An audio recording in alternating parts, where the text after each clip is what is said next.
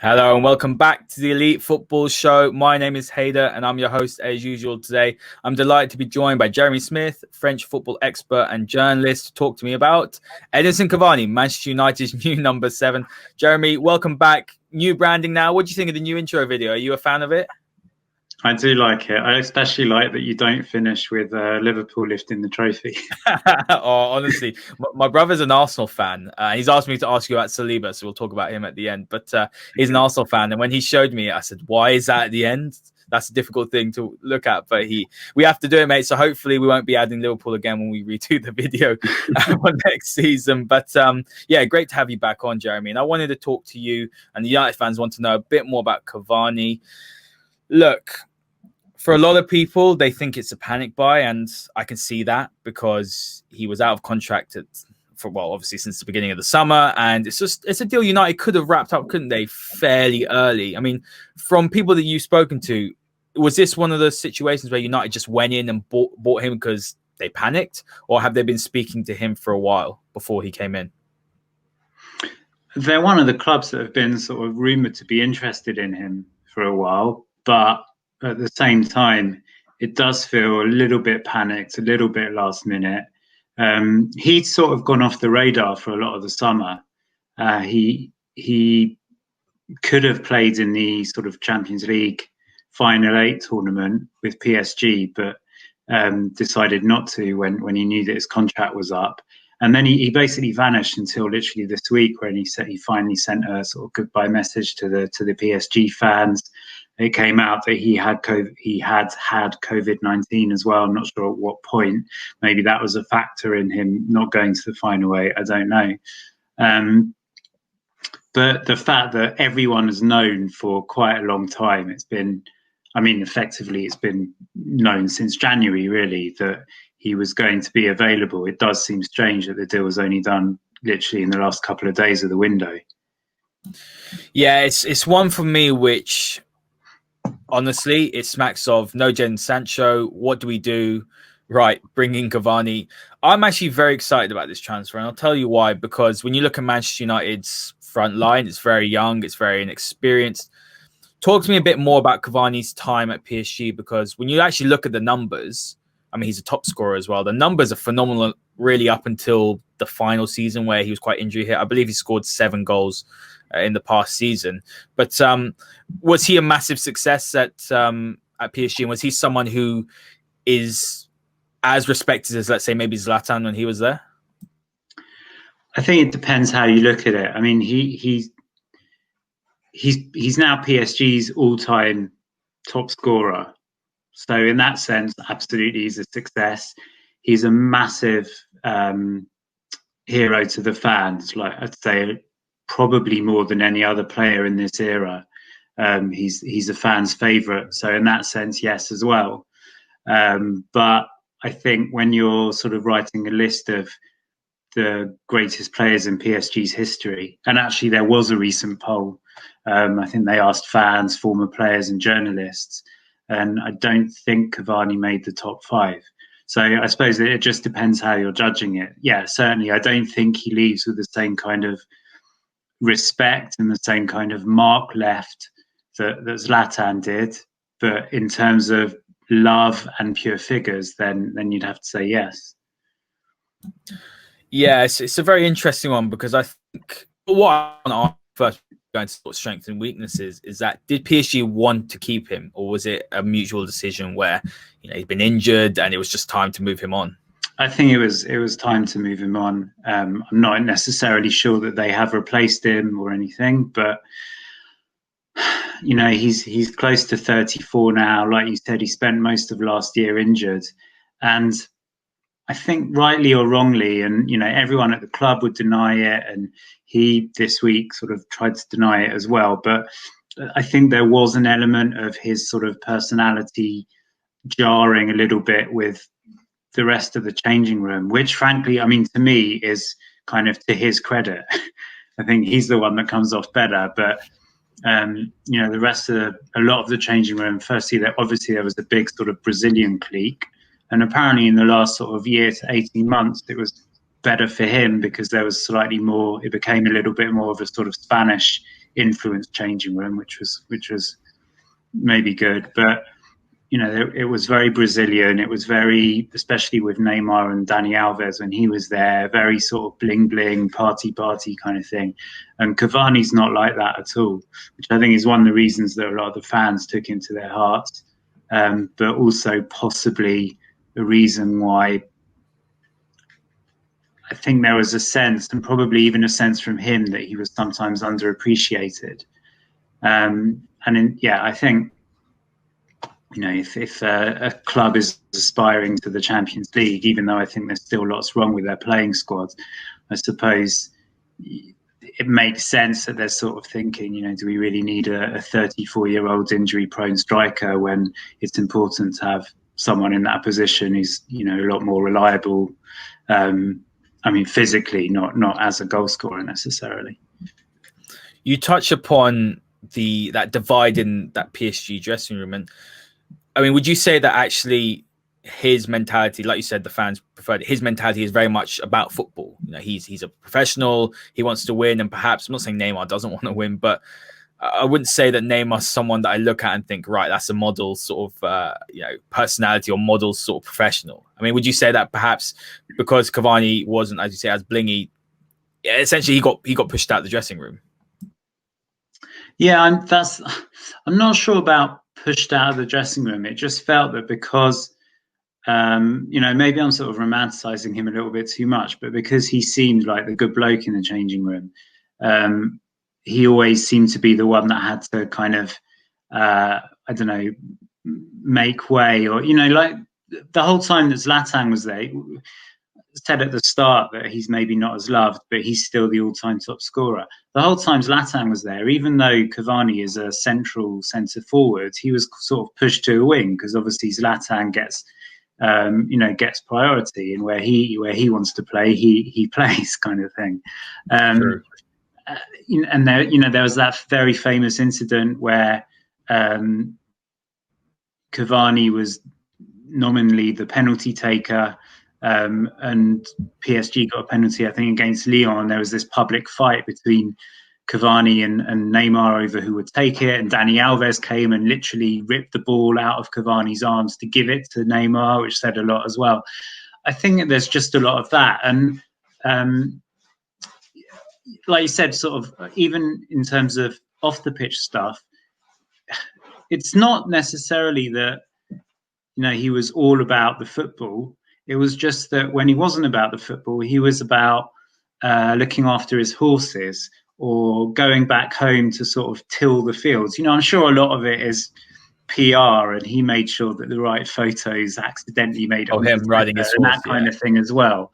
But when you compare that to Neymar going partying on his crutches, or having a mysterious injury every year for his sister's birthday and that kind of thing, I think it's just that difference. And also, maybe we'll come to it later on in terms of the sort of actual on-pitch performances, whereas Neymar, barely bothered to bring himself to break into a run when it comes to going backwards and helping the team out defensively. Cavani was the one forward striker, and Mbappe is not much better. Cavani is the one forward player who was always busting a lung, coming back. And, I've done it as well. We've all joked about how Cavani is arguably PSG's best right back. And it was kind of a dig at their right backs, and maybe sometimes a dig at his striking ability. But it also shows that, even just to be in a position to make that joke showed that at least he's got some kind of defensive and sort of teamwork ethic about him as well. Yeah, fantastic points. I kind of want to move on now to what he will bring United in a positive sense. Now, again, you can look at this goal scoring record. It's very impressive. I know I've had a look into it and I can pick holes into it, but I'm going to allow you to do that. But Manchester United obviously didn't sign a right winger. They've got a good striker in Martial. I think Martial can be up and down, so there's a possibility Cavani could play there. Obviously, on the left wing, you got Marcus Rashford, and then Greenwood obviously on the right. So there is a very young forward line there. What can Cavani bring in terms of experience to that forward line, and what can he bring as well in terms of his qualities? In terms of experience, I wonder if that's excuse me, a major part of Man United's thinking, because they've got, like you said, Martial's not that young anymore, but three relatively young, extremely talented strikers, and they're only going to learn from someone like Cavani in the sort of years of experience that he's got. So it kind of makes me think a little bit of when Laurent Blanc came in and was sort of near the end of his career and maybe did more off the pitch than we saw on it. I think he's got to be a good influence on them, especially Greenwood, who of the three, to me, looks kind of like the most natural finisher, which really is what Cavani is as well. In terms of what he does on the pitch, I think it depends partly on his fitness and obviously how Man United want to use him. I'm not sure he's the type that would necessarily be a kind of a great impact striker off the bench, but like I said, if he's fit and firing and can sort of come on to kind of do that sort of transitional, be a threat up front, but also cover back that little bit if he needs to as well, then he could help there. In terms of the pure finishing, that's the thing that everyone sort of teased him about over the years. And I think I'm a bit of a revisionist, because I for a long time, I wasn't the biggest fan of his, but I think about it a little bit differently now. I think, first of all, like the sort of proportion of his goals that are just one touch is huge. And I think probably if you're aiming to do that, if you're aiming to be sort of shooting with your first touch, then probably you are going to have a much higher number of misses than if you're sort of planning to kind of control it, take a look, take an extra touch or whatever. So I think you have to take the rough with the smooth with that. And then also I think the fact is, I think at times he really did need a lot of chances in order to put one away. And the concern is that at PSG, you're going to get more chances than you might get in the Man United team at the moment. But again, considering for a lot of the time at PSG, he wasn't the central striker. For a lot of the time for Uruguay, he wasn't the central striker, and he still got, I think, 50-odd international goals.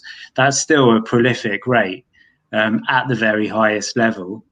I think some of the misses, maybe because a couple have been so high profile, a couple have been so horrific, I think maybe it's made the reputation worse than is deserved. And also, I do think because of this running back and the defensive shift that he puts in, I think it's inevitable that you're going to be a little bit sort of less lucid when you've busted a gut to get back to the top of the pitch and you have a shooting chance. So it may well be that United say, look, we know that you're good at doing that. We know that you want to work for the team, but when you're playing, forget it. You just stay up front, hang around the area, and you wait for your chance. And then I think he'll probably be a lot more of a kind of positive impact player. Yeah, some fantastic points. I just want to draw on 2 points. Positionally, could you see him playing on the flanks? Because I know he has got that versatility. For me, I don't see that. I think he's going to play up front. And what's his movement like in the box? Because I think that's something. While Martial, some people level at him that his movement's not good enough to be a number 9 at Man United. I think he's proven that he can be, but it's that consistency. What United do lack is someone that's got that sort of little half, that clever sort of half yard to dummy with the defender and then to make that space for himself, basically, to make the shot. Is that something Cavani would excel with? I think in a way Cavani's a little bit in between. To take the PSG example, he's kind of between Zlatan and Icardi. Icardi is a proper fox in the box, but he barely moves out of the 6-yard box. And I know that obviously, he can score a very good goal now and again, but generally, if it's not laid on a plate for him, then he's not going to score it. Zlatan, pure poacher, isn't he? Absolutely. Sorry? He's a pure poacher of the absolutely, in the box, yeah. Yeah, whereas Zlatan can sort of drop deep, get the ball, beat 5 people, hit a rocket from 50 yards out or whatever. I think Cavani's a little bit in between. He generally does need service, but he's also a very intelligent runner, knows how to find space, and has got a very good shot on him as well. So, like I said, at his age and with the injuries he's had, I think it's probably a little bit too much to ask him to run the flanks now. But with the intelligence he has and the experience he's got, I think he's more than a 6 yard player. But I would play him still centrally as the main striker. Can you see? So we've signed Alex Telles as well, someone that is a good crosser of the ball, and United lack an aerial presence in the box. They're not a team that spams crosses in at all, and that's something that perhaps they become one-dimensional. So Cavani's a decent header of the ball. Is that something that he will be effective at, especially at set pieces? I think so. Yeah. I mean, I'm not sure it's his strongest point, and in the French league, for whatever reason, there always seems to be less emphasis on heading. And, you look at Mbappe and Thierry Henry, for example, the great strikers that they are, they don't seem interested in heading or improving that aspect of their game for whatever reason. It's not beautiful, is it? I think a headed goal is beautiful, but it can be. But you think about it, though, it's sort of like you look at the way how many times did Arsene Wenger's team score headers? Not very many, did they? Exactly, it's more of a British thing, isn't it? You think about get to the byline, put the cross in, get your head on it. It's not really the French way. But I think he is tall, he is strong. It is a part of his game, and maybe it's too late to say that he can sort of work on that game now. But it is another skill that he has, which can be used. Which, as you said, maybe the current United strikers don't have. So at least it's a plan B or a plan C, whatever.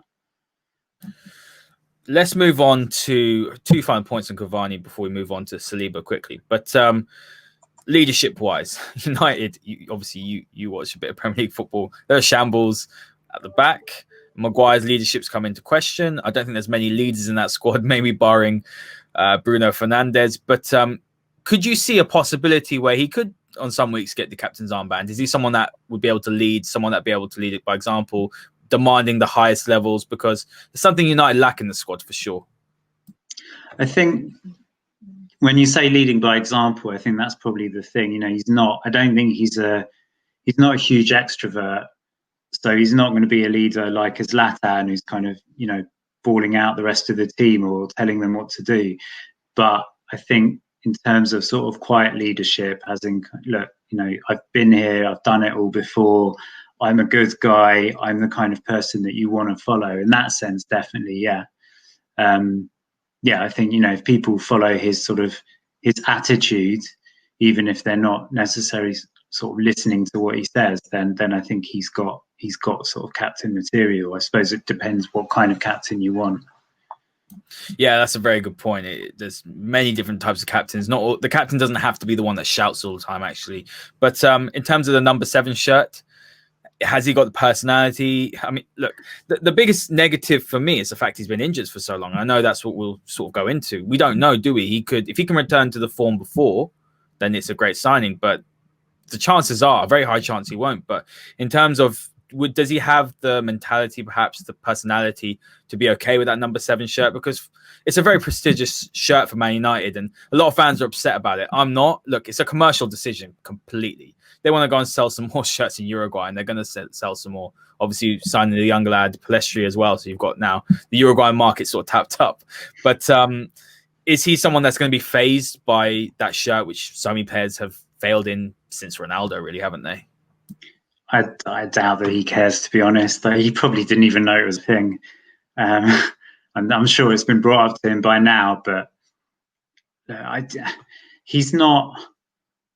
He knows where he's at in his career. Like you said, he's basically not played for a year. I mean, he's barely appeared for PSG in the last year, and he probably doesn't know where exactly he is physically either, but he certainly knows he's at the end of his career. And, if he can have some kind of anything approaching the sort of season when he was fit that Zlatan had when he was at United, obviously he's doing very well.